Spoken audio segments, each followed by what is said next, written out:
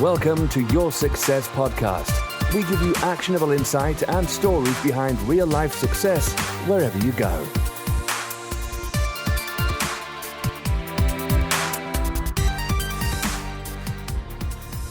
Welcome to Your Success Podcast. I'm Angelos, and today I'm really pleased to be joined again by Vicki Wusche. Vicki has been named in the Telegraph as one of the top 25 people, most influential people in the UK when it comes to property. So really pleased to have you here today, Vicki. So thanks for joining us. Thank you very much for inviting me. Cool. So Vicki has written 5 best-selling books, not just 1 or 2, just 5 of them, and is an inspiring thought provoker.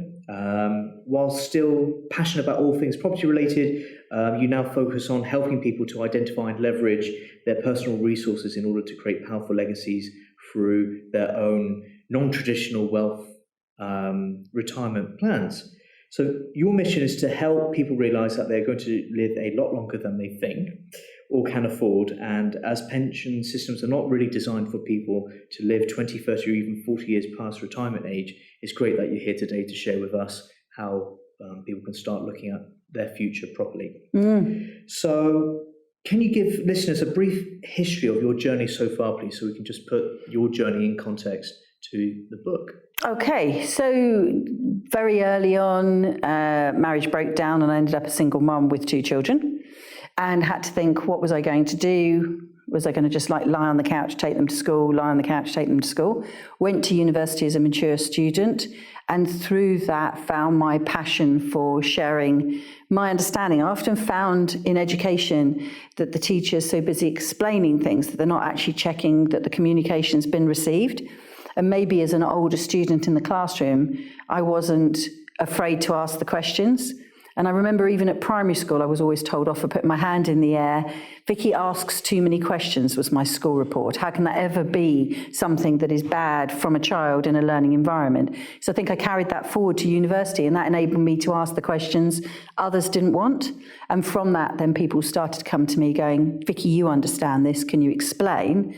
And that just opened me up to thinking, well, maybe if you don't understand something, I could help you.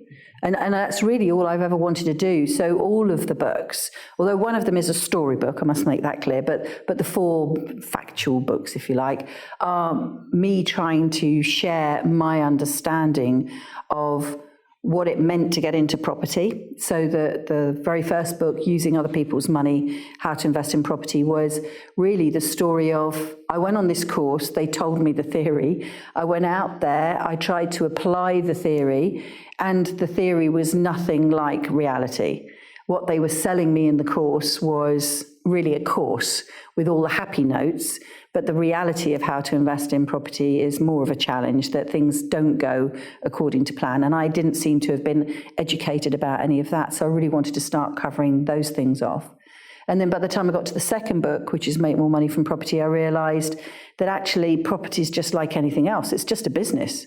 I could have been a taxi driver, I could have been a teacher, a doctor, a shopkeeper, but I was a property investor. I was still running my own business.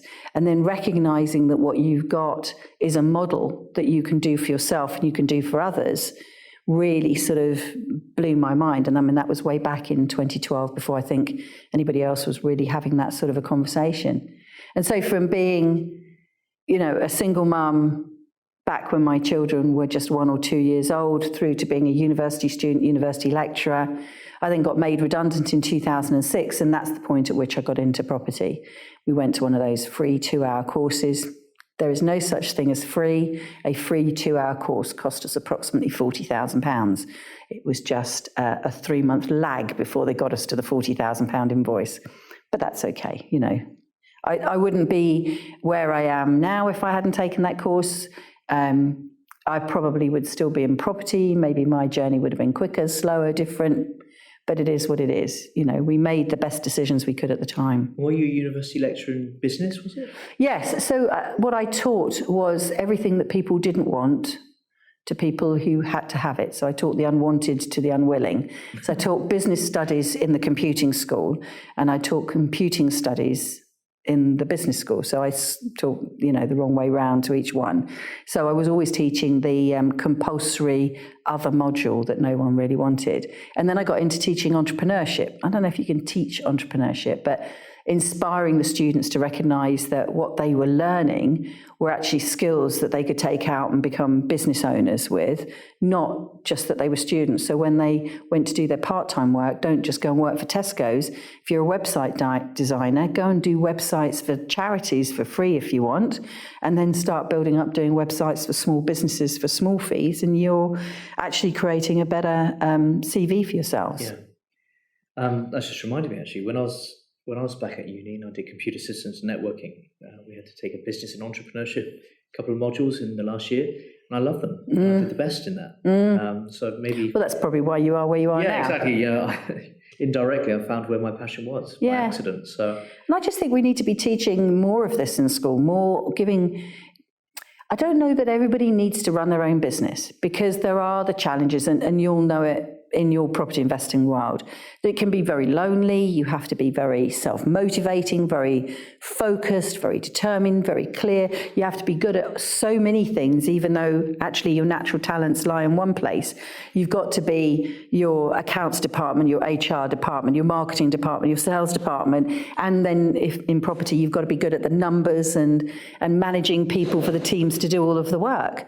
And that's not right for everyone, but I still feel that if we taught everybody about the entrepreneurial potential in them and how entrepreneurial skills and thinking differently like that could be applied to any business, some people will go off and create their own businesses, but other people will actually just become much better employees, and we change the nature of work. Yeah, like you say, not everyone is an entrepreneur. They could become an intrapreneur, where they go off and do little tangent projects within the company and still feel satisfied. Just very quickly, Vicki, I know we didn't talk about this beforehand. Do you think entrepreneurs are born, or do you think they're made? I don't know. I don't know the science. I'd have to be scientifically fact-based to be able to answer that. I'd want some research.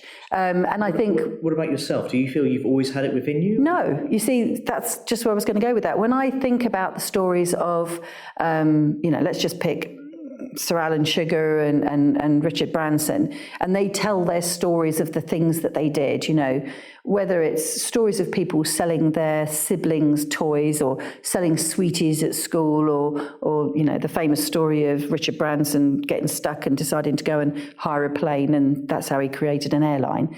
I never did any of that.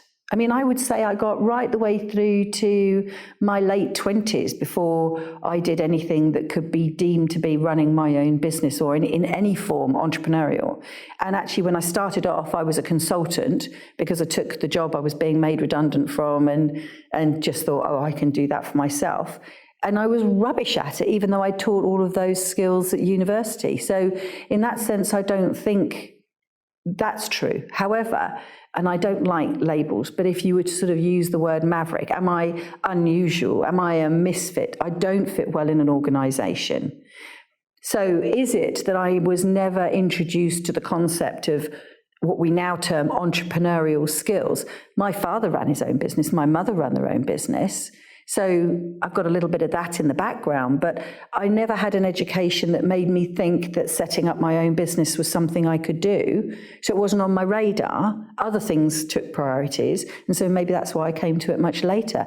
Or maybe I just had to wait until I found property, and property was the thing that lit the fire, because, you could have an entrepreneurial skill, but if you've got nothing to apply it to, then it's not going to work. You've got to have the two things. That began everything else. Yeah. Now you're working. Now you've got that lifestyle that you've created. I know you're a big fan of diving. Yeah.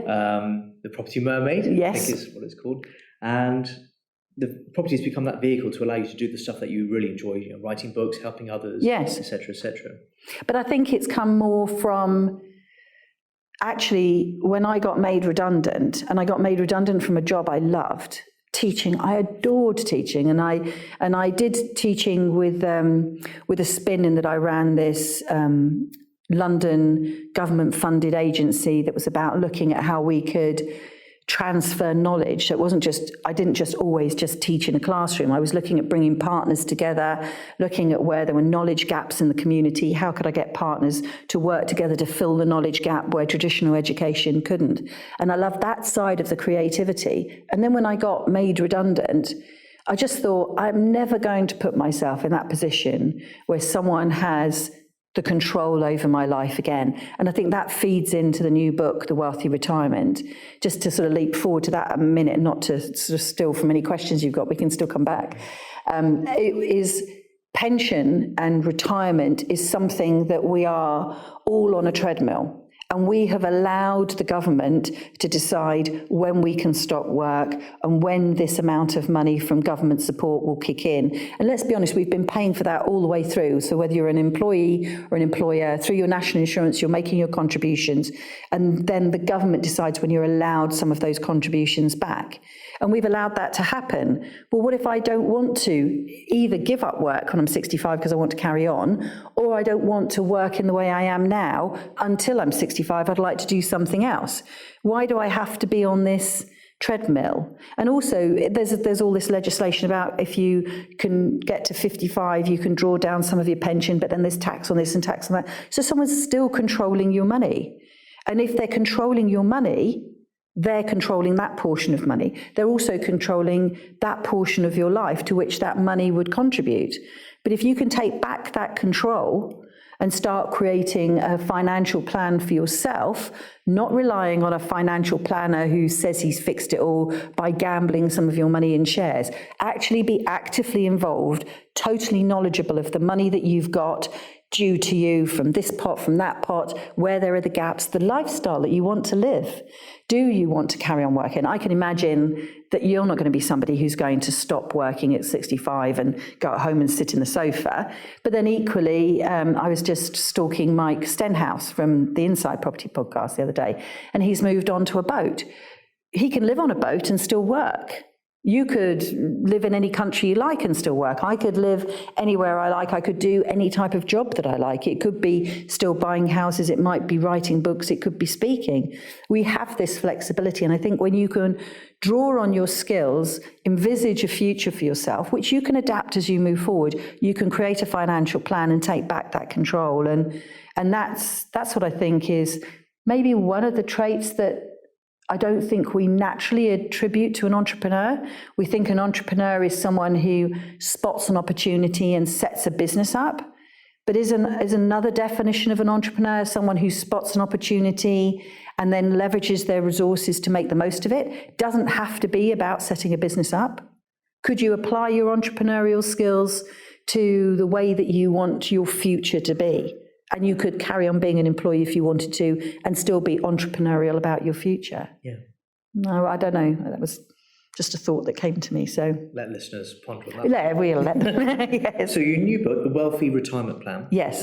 You've just explained why people need to read it. Yeah. So if we go back to school, I know that's an area of your life where you were quite close, both teaching and being in there. So we're taught at school to save a lot of money and then put it into our pension when we start work and be a good employee. And basically, you're trying to save for a good, affordable way of living when you hit retirement age. Yeah. Is this a good or a bad thing that we teach people this? Because not everyone wants that entrepreneurial stroke, take control of their life. Some people are happy with the fact that I can just sit back, relax, coast along in life, let others make big, difficult decisions for me, and I can just sit back. So is there a place for that advice, or do you think it should be changed? Well, it's interesting because I've been running some Facebook ads to get people to take a scorecard. It's the scorecard that goes along with the book. And the idea of the scorecard is to look at your readiness to retire wealthy.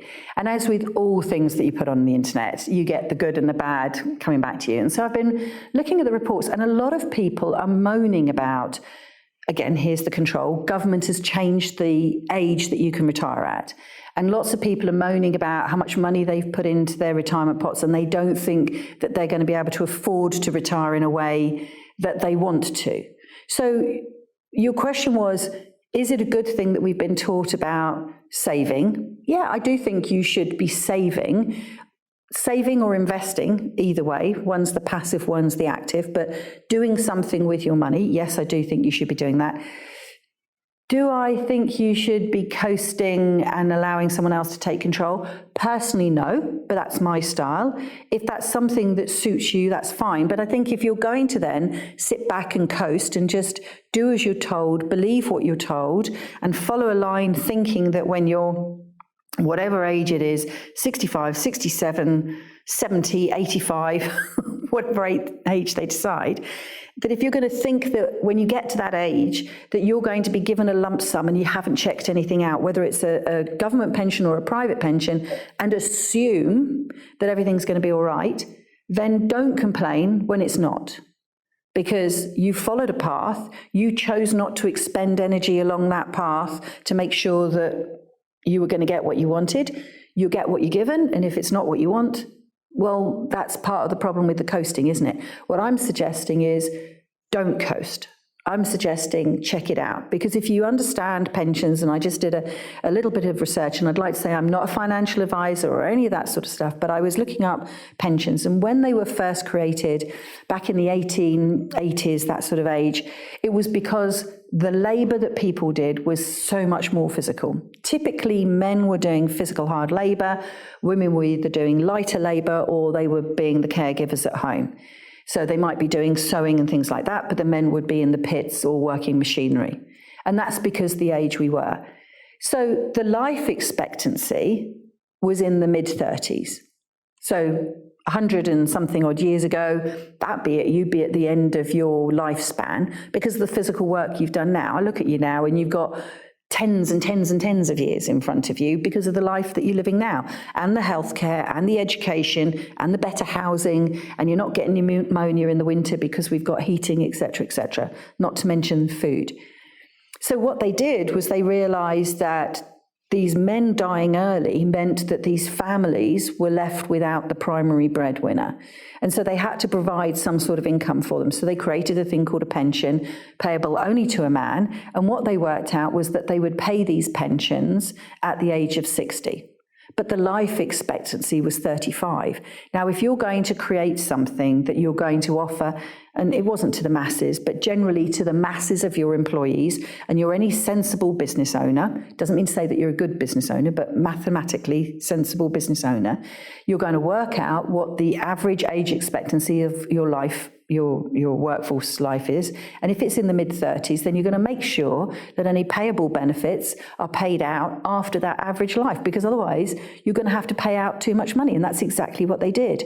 And so you can see as you move through all of these years that while the life expectancy has gone up, the life expectancy has gone up, the age of the pension has still stayed to around 65. So even in sort of like the 1940s, average life expectancy was in their late 50s and the pensions still weren't kicking in. Now we've got a problem with the government is wanting to move the age limit on the pensions. It needs to, because it can't afford to keep paying out. All these people are easily swimming past 65.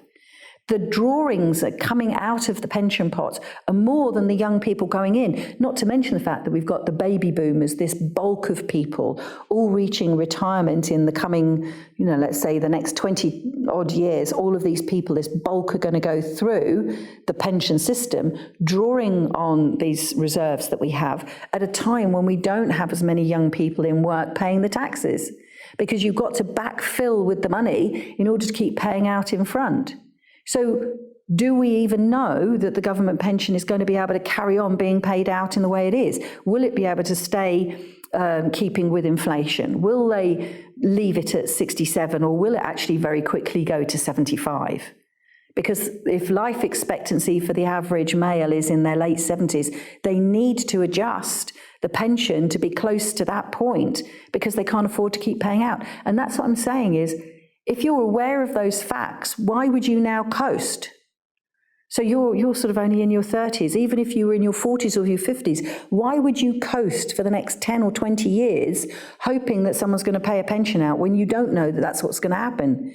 If you want a certain lifestyle, go for it. Do something about it. And it doesn't have to be complicated. People have been leaving messages going, well, I don't have a private pension, so there's no point me even taking the scorecard because I know it'll be bad. Well, no, that's not true. It's not about whether you've got a private pension or whether you're relying on a government pension. It's not about whether you've got a property portfolio or even whether you own your own home. The first level of all of this is taking financial responsibility. And when you start to take back financial responsibility, you open your eyes, you do spend differently. That doesn't mean to say I'm going to say to you, oh, you can't spend on the things that you want to. Make your choices any way you like. I still enjoy spending on the things that I enjoy spending. I mean, we've come down here, don't tell the tax man in this, but obviously, you know, we've come down here from Saturday for the weekend, so that, although I'm speaking here on the Monday, so maybe I should have travelled up on the train today and literally only just arrived in time for the podcast and everything. But I get pleasure out of this. So we've come here, we've enjoyed ourselves, we've gone to Truro, into the town, we've been eating in the local restaurants and had fun. But I have created a life that can afford for me to do that because I've taken financial control and I choose what I want to spend my money on. And that's all I'm saying to you. Choose what you want to spend your money on. Know the lifestyle that you want, or even think about the lifestyle that you might want, but then just take control. Yeah. Don't leave it to others. See, when I was a teenager, I kind of thought to myself, retirement age, 60-ish, give or take, well, that's a long way away. If I make it that far. In the 20s, I saw it being pushed back, and there was some women who I think took some legal action. Yeah, recently, because they missed the retirement by a few weeks, whatever it was. Yeah. You know, how frustrating that must be, you know, having to work an extra 5-10 years when you geared up to do that just because the government clicked their fingers. Yeah. And I think that was part of the start for me of taking back control of my own life, going down this entrepreneurial journey, because I don't like others determining what I can and cannot do. But that's the control word that I'm using. I'm much more, it's like I'm like Alcoholics Anonymous. I'm in control. Anonymous. I'm in control, freak anonymous. And you've just not come out yet, but you know. I'm still in the closet. You're still closet control freak. People know very well how, yeah. Well, that's another discussion when we're not recording. But what can people do now, today, to be less reliant on that mythical, hopefully, if the pension's still around, it's not 150 years old kind of target? What can they start doing today to take control of their life? I think it is a simple thing. It's around finances, and when you're speaking on a podcast, and you know that there are so many different people listening, it's very hard to give one piece of advice, because in your audience there'll be people who are experienced property investors right the way through to people who haven't started investing in property and know they want to. And because it's around success, you'll have people who aren't even really interested in property. They're interested in the success side of stuff. But all of us are in a society, wherever we live, whether you're in the UK or in another country, that is driven and oiled by the word money. And money is what does make our world go round. That wasn't an English sentence, is does what. But you know what I'm trying to say. Lecture or anything. No, well, I wasn't an English lecturer, that for sure. But money is what makes the world go round. And we can argue about it all we like. And unless you're going to take yourself off the grid to a small plot of land with no mortgage on it, grow your own veg and have some solar panels, and then candles for the dark, you have to participate in the way society works. And controlling your money, that doesn't mean to say restricting, it doesn't mean to say going without, it just means to say being knowledgeable, being aware, not assuming that anybody else has got your best interest, because without being rude, and I don't want to knock pension companies and I don't want to knock financial planners, but you know, people who get a commission for selling you something for the way that you're going to invest your money is not necessarily someone who is 100% totally focused on you, because if they don't have enough commission that month, they'll want to sell something in order to make sure that they have enough money for their family. Regardless of whether it's in your best interest. Maybe. Hypothetically, it could be like this. You know, we've got the whole PPI claim saga that was going on. You know, you can't tell me that people didn't know that they weren't selling things wrong. And if we go back into the mortgage world, all those people that were being sold mortgages when they didn't have any income or jobs, and yet they were being sold a mortgage on a house that they could never afford to pay, that was because other people were making commissions. The reason that we went down in a ball of flames in 2007-8 was because lots of people who work in the money industry get caught up in the, well, I can sell this to you for money and I can get money off of this, and then we can package it in a different way, and it doesn't matter whether it's really real. Money isn't real. It isn't real to us anymore. It isn't nowadays you can even wave your phone over some other gadget and somehow someone's paid for your cup of coffee or your shopping or your meal in a restaurant. In the old days, we would walk around with purses, very old days, even before my time, purses with coins in, and those coins were a token that you traded with one another, or you'd walk around to the market with your sheep under your arm and come back with a couple of chickens. Or, have intrinsic value. The sheep has value. Yes. Paper. Yes. Is the promise of that value, right? Yes, but now we don't even have the value that backs up that because we've sold off the gold reserves. So none of it, that's what I'm saying, it's all an illusion. So on the one hand, it's all an illusion, it's all not real.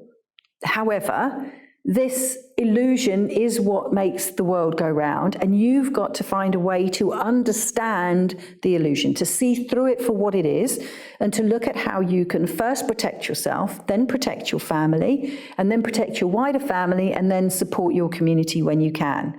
And if we can start doing that, if we can start taking back that control, we can be in a position where, the bigger vision is, why have we got homeless people in our local towns? Why can't we all have sorted ourselves out and then be able to help others sort themselves out? And so from financial control at that level, so you understand your position, how much you need a month, and how you are creating that amount of value, pretend money, whatever, to make the world go round, how you're creating that, there is a level where we can have enough.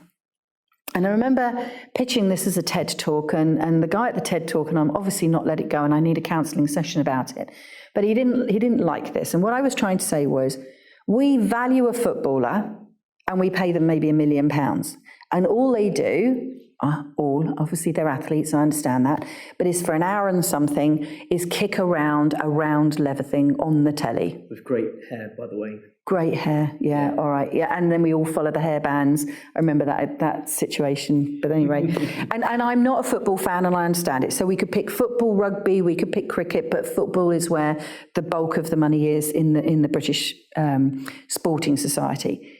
And then we have a teacher whom we give our precious child to in the hope that that teacher will educate them in all the ways of the world and all the things that they need to know in order to go out and be successful, happy, healthy human beings. And we pay them a pittance. And the reason I can say this is that my son-in-law is a teacher, and I understand how hard he works. And no, he doesn't have all the summer off. He's prepping lessons all over the summer. And when he's at home and his daughter goes to sleep, he's prepping lessons. And he's dealing not only with the education of children, but he's dealing now with the mental health of these children that are struggling. So these teachers aren't just teachers anymore. They're struggling to be teachers because they're also being social workers and kiddie police because of the behaviour in the classroom and everything else, and not being supported by the parents. And we don't pay and value him.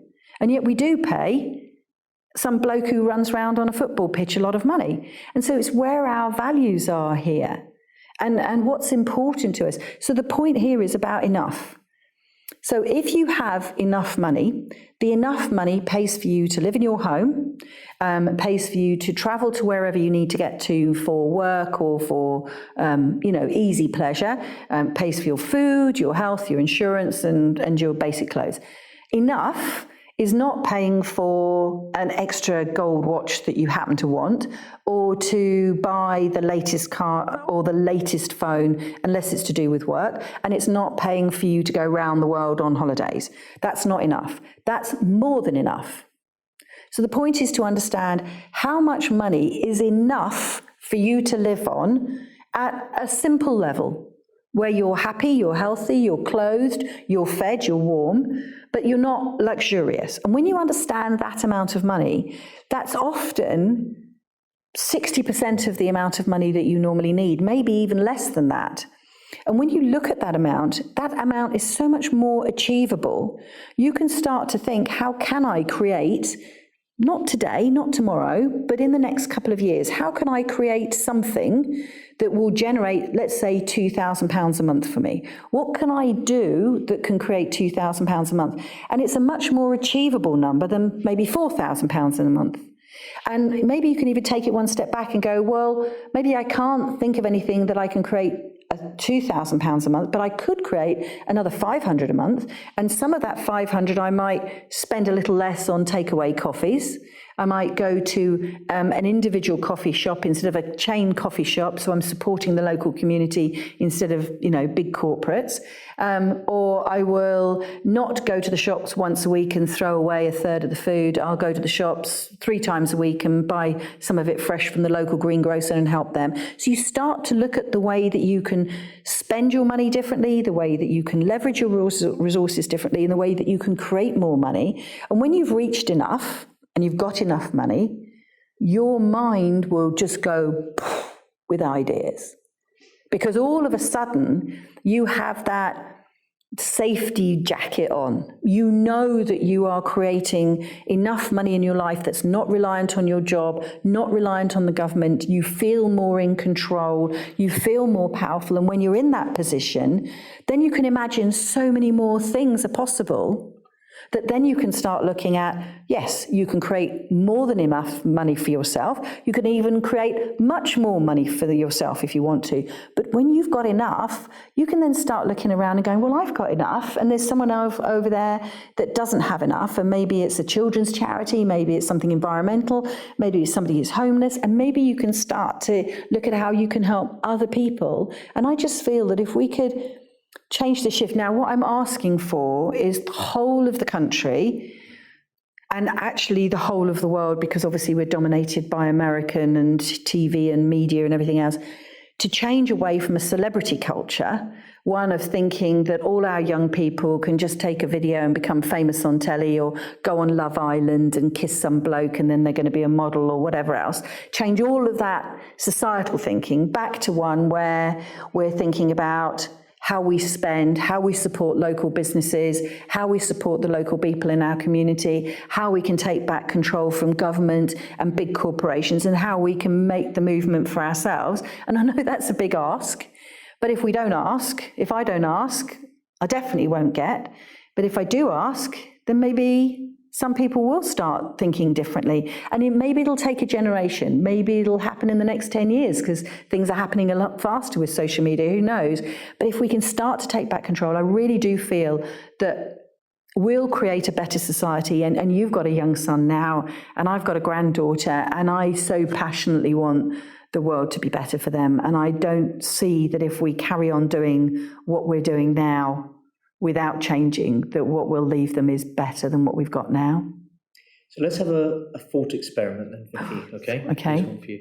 So do you think in 300-400 years' time, when historians are writing about this period of time, they'll look back and go, oh, those fools, they exchange all their time for this useless, worthless nothing, which we call money. Effectively, we are slaves to money, right? Slaves to debt. That's the modern day slavery. We think we're quite enlightened. Do you think historians in the future will look back with pity on us? I think there'll be quite a lot of the face. Oh my God, I can't believe that they were still doing that then. Why didn't they see? Why didn't they know? And the way that we can use that as a comparison is, we used to burn women for understanding how herbs could heal people who were sick. They were termed witches. We used to do that. Damn witches, yeah. Damn witches. And that wasn't that long ago. Yeah. So I don't think it'll be 300 or 400 years in the future when people will be turning back. I think it'll be in 100 years from now. And it's interesting that you said that, because the one book out of my 5 that isn't how to invest in property, how to, take control of your future and be wealthy, is a book called The New Estate, Insights from the 22nd Century, which is a story where my character 100 years in the future has written a letter back to her great-great-great-grandmother, that sort of far back, saying thank you for the things that you changed that gave me the life that I have now. And I invented the Fair Property for All Act and the Fair Wage for All Act, and I did away with the benefit system, and I did away with huge footballer salaries and bankers' bonuses, and I actually, very sorry estate agents, did away with estate agents, and I did away with social housing. I did away with all of it because we all took back control of everything. And we lent the houses to one another. And we didn't have to have this fake property market. We traded between ourselves. We weren't gambling on the market the way it is now, which then affects the economy. So we took all of that out. I took out everything that was inflammatory and created... Actually, when I wrote the book back in 2014, 15, I invented machine-built houses. What is it called when you... I've forgotten the name of it. You know, when you can put something in the machine and the machine makes it for you. Like it makes 3D printer or something. Yeah, 3D printing. That's it, thank you. So I 3D printed houses. So I created a new... product that we put into the machine that 3D printed a house. And basically you had your plot of land and where you are now, let's say you want to live with your mum. So you create a house that is effectively, let's call it 270 detached, and you're on one side and she's on the other. But then what happens is Alex grows up and he wants his own private little flat, but your mum gets a bit older and she doesn't have to go upstairs. So we take down half the house and we create a granny annex for her at the bottom and a flat for him at the top. So he's got his own entrance, but because he's living above granny, he has to behave a bit because he doesn't want to make a noise for her. Yeah. And you can keep an eye on him, but he's still got his independence. And then he finally goes off, and then you maybe put a tenant in there, and then finally things move on and you pull it all down, and maybe you have a bungalow for a while. And basically you could just put this up and down and you just take your products out, put them in a container, and in the space of a day, we dissolved the house, rebuilt the house, put it back up in the shape that you wanted. And I just imagined what I would like the world to be. And this was even before Amelia, my granddaughter, was even a thought at that time. And so I sort of almost want to go back to the book and imagine even more audaciously what I want the world to be like in the future. So I think it'll come quicker. It's not 300 to 400 years, it'll be quicker. Okay, and what's that book called? That's the New Estate, Insights from the 22nd Century. And it's only a Kindle book. Okay, and they can find that on Amazon? Yeah, it's on Amazon. It's hidden somewhere in the back of Amazon. Yeah. They'll find you by your probably. So, and your new book is... The Wealthy Retirement Plan, that's out, yes. On Amazon as well? Yes. Okay, and people can find that? Yes, and up until the last month, it had been hovering around in the top 10 for about 10 months. So if you could all go out and buy it, that would be great, and put it back in the top 10. Thank you. I'm sure people will. And leave testimonials. And if they want to find you by your name, it's Vicki with an I. Vicki with an I, definitely. And Wusche is spelled W-U-S-C-H-E. Lovely. So then they can have a look at your entire catalog. Yeah, so pretty much everything on Facebook. I've just started on Instagram. Heaven help the Instagrammers of the world. With me being on there. We may even see you on Love Island one day. I very, very much doubt that. I've always wanted to do the Bear Grylls Survivor Island. Okay. So Bear, if you're listening, next season it could be me. Yeah, yes. Imagine the philosophical chats around campfire, trying to survive. Yeah, well, it's whether I get eaten alive by mosquitoes, because that seems to be the worst thing out there, doesn't it? I hate them. Yes. That's another podcast. That's another thing we should get rid of, mosquitoes. Yeah, damn mosquitoes. I write about them in the book, funny. Anyway, so Vicki, just very quickly, how can people get in contact with you? Perhaps they've been inspired by you, listening to what you've been saying. What's the best way to reach you? Well, I think there's easy ways nowadays with social media, isn't there? So send me a message on Facebook. I'm definitely better on Facebook. I'm not so good on Twitter. I occasionally do LinkedIn. So Facebook I'm better at. Or simply send me an email. So it would be Vicki@Wusche-associates.co.uk, and I'm sure you'll write that properly for me in the show notes. So Vicki with an I at Wusche, spelled WUSCHE-associates.co.uk. Send me a message. Or of course the other thing that you can do is take the scorecard. So as part of the book, you can take the Readiness to Retire Wealthy scorecard. And if you go to my website, which is Vicki.Wusche, is it Vicki.Wusche? No, it's not. It's VickiWusche.co.uk and go /scorecard. You'll be able to find the scorecard, take the Readiness to Retire Wealthy scorecard, and you'll be able to connect into me that way round as well. And then find out how ready you are against the 5 principles. And that's what we're going to be talking about a bit later on at the event as well. Indeed. Brilliant. All right, Vicki, well, thank you very much for your time. Really appreciate you sharing some insights. I know we put the world to rights, even predicted the future, which is awesome. So thanks again. That wasn't bad going, was it? No, it wasn't actually. I quite enjoyed some of those ideas. So thank you again for joining us. Thank you very much. We want to know what you at home think about Vicki and some of the ideas, and are you planning for your retirement and creating the wealth that you need for your pension, etc., please write in at hello@yoursuccesspodcast.com or contact us on LinkedIn and Facebook and all the usual stuff. So thanks again, Vicki. Thank you. I've been Angelos. I'll see you again on the next exciting episode of Your Success Podcast. Thank you. You have been listening to Your Success Podcast. Click subscribe for more incredible content. More details can be found at www.yoursuccesspodcast.com.